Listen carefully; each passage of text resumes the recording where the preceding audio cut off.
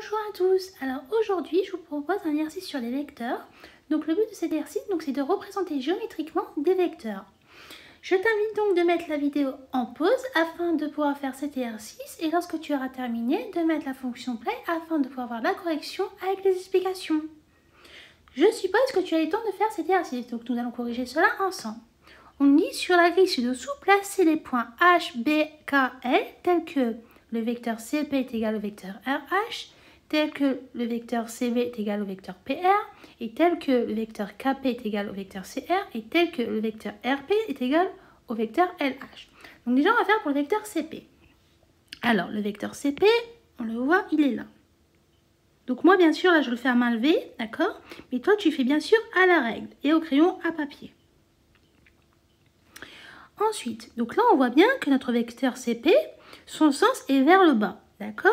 Et on voit aussi que la longueur, on voit qu'on a 4 petits carreaux. Donc ça veut dire que si on traçait notre vecteur RH, on va descendre vers le bas et on va descendre de 4 carreaux. Donc ça veut dire qu'on va arriver jusqu'ici. Donc on aura ici notre vecteur RH. D'accord? Donc là, on a tracé notre vecteur RH. Ensuite, on nous donne le vecteur CV est égal au vecteur PR. Donc le vecteur CP, on ne l'a pas, le B. Mais par contre, on a PR. Donc on va tracer PR. Donc comme tout à l'heure, hein, moi je trace à main levée, mais toi tu fais ça à la règle. Voilà, ça nous donne à peu près ça. Donc comme tu peux le voir, on part vers le haut. Donc le sens de notre vecteur CB va devoir être dirigé vers le haut. On voit aussi que là, pour obtenir notre point B, on va partir 4 carreaux vers la droite et ensuite 2 carreaux vers le haut. C'est-à-dire, tu vas faire 4 carreaux par là et ensuite tu vas monter de 2.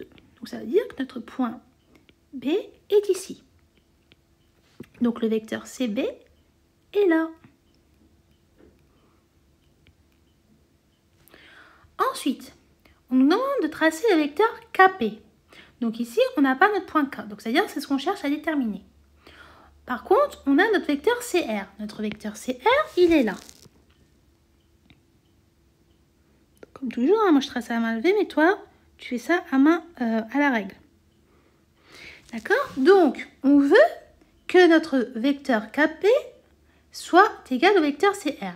Donc, le point P, c'est l'arrivée. Donc, il faut qu'on arrive à déterminer notre point de départ.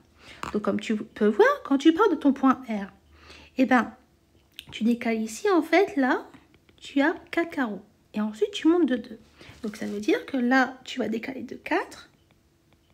Et ensuite, tu vas monter de 2.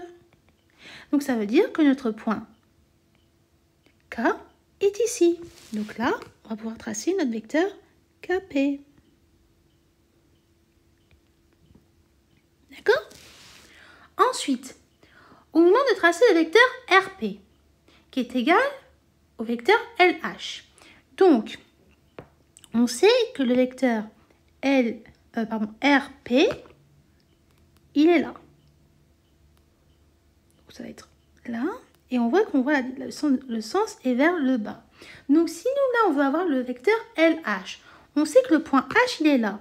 Mais le point H correspond à l'arrivée. Donc, en fait, il faut qu'on cherche notre point de départ. Donc, notre point de départ serait le point L. Donc, comme tu peux le voir, ici, là, si on part de notre vecteur RP, le point P, c'est l'arrivée. Donc, ça veut dire que là, tu as 4 carreaux vers la droite et 2 carrés vers le haut pour avoir notre point de départ. Ici, c'est R. Donc, si tu veux avoir ton point L, tu pars du point H, tu décales de 4 et tu montes de 2.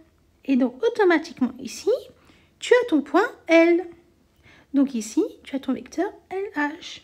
Et comme là, on voit bien qu'ils ont bien le même sens, même direction et même longueur.